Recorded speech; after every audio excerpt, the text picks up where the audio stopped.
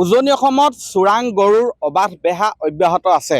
বিশেষকৈ অৰুণাচল, তিনিচুকীয়া জিলা, ডিব্ৰুগড় জিলাৰ পৰা শিৱসাগৰৰ ৩৭ নং ৰাষ্ট্ৰীয় ঘাইপথৰে চোৰাং গৰুৰ অবাধ বেহা অব্যাহত থকাৰ ছবিখন আজি পুনৰ স্পষ্ট হৈ পৰিছে।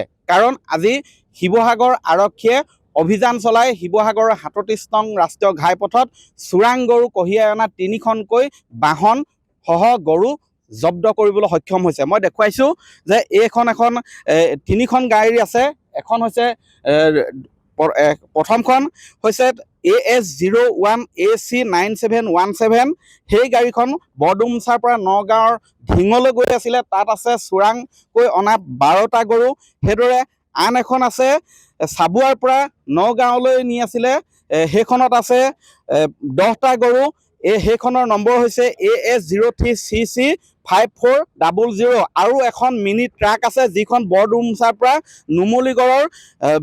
নুমলীগড়ৰ বিহৰালৈ লৈ গৈ আছিলে। সেইখনৰ নম্বৰ হৈছে AS02BC 3581। সেইখনত আছে 20টা গৰু। মুঠ 42টা চোৰাং গৰুসহ আৰক্ষীয়ে জব্দ কৰিবলৈ সক্ষম হৈছে এই বাহন 3খন। আৰু লগতে কেইবাগৰাকীও ব্যক্তিক আটক কৰিবলৈ সক্ষম হৈছে। মই দেখুৱাইছোঁ আৰক্ষী আছে।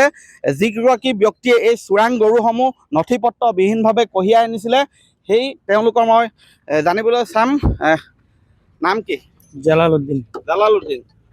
কেইটা আছিলে গৰু আপোনাৰখনত? মোৰখনত 40টাৰ ওপৰত আছে। 40টাৰ ওপৰত। ক'ৰ পৰা ক'লৈ নি আছিলে? তো বৰডুমচা বজাৰৰ পৰা বেহাৰা বজাৰ। বেহাৰা বজাৰ।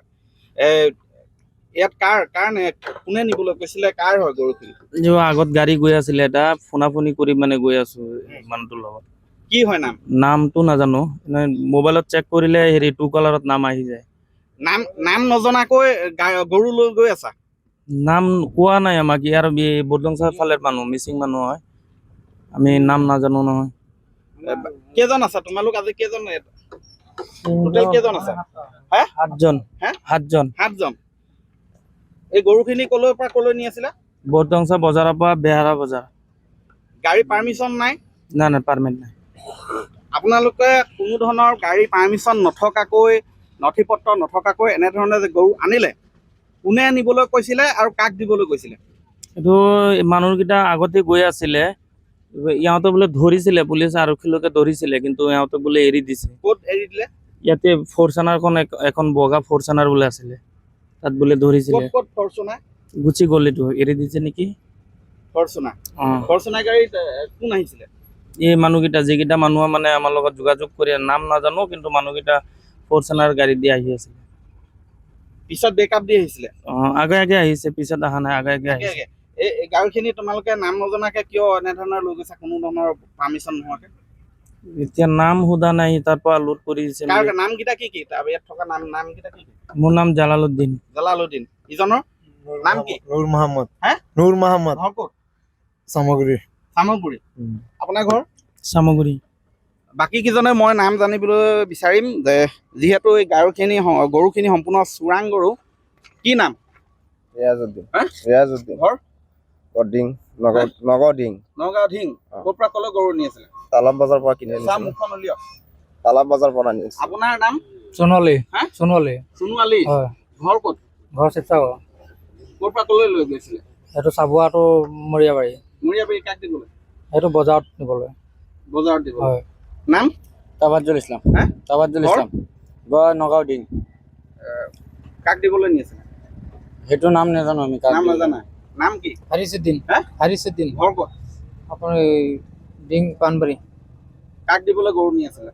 আমি তাতে নিব লাগিছিলে।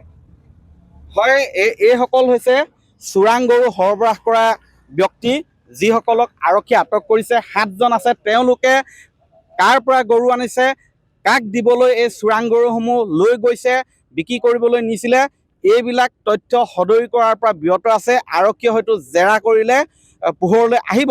কিন্তু লক্ষণীয় দিশটো হ'ল যে এনেধৰণেই ৩৭ নং ৰাষ্ট্ৰীয় ঘাইপথেৰে ইখনৰ পিছত সিখন থানা পাৰ হৈ কেনেধৰণে সৰবৰাহ কৰি থাকিবলৈ সক্ষম হৈছে তাক লৈ প্ৰশ্ন উঠিছে। যি সময়ত 3খন জিলাৰ জনতা বানত ককবকাই আছে, বানে বিধ্বস্ত কৰি থৈ গৈছে, সেই সময়তে কিন্তু এইসকলে এই জিলাকেইখন পাৰ কৰি এই জিলাকেইখনৰ ৩৭ নং ৰাষ্ট্ৰীয় ঘাইপথেৰেই চোৰাং গৰুৰ অবাধ বেহা অব্যাহত ৰাখিছে। ইয়াৰ মূল খলনায়ক কোন? এই গৰুৰ যি চোৰাং সৰবৰাহ চিণ্ডিকেট চক্ৰ আছে, ইয়াৰ মূল নেতৃত্ব কাৰ নেতৃত্বত আচলতে চলি আছে? এইবিলাক আৰক্ষীয়ে তদন্ত কৰিলে পোহৰলৈ আহিব, কিন্তু কিমান দূৰ তদন্ত কৰিবগৈ, সফল হ'ব সেয়া সময়ত লক্ষণীয় হ'ব।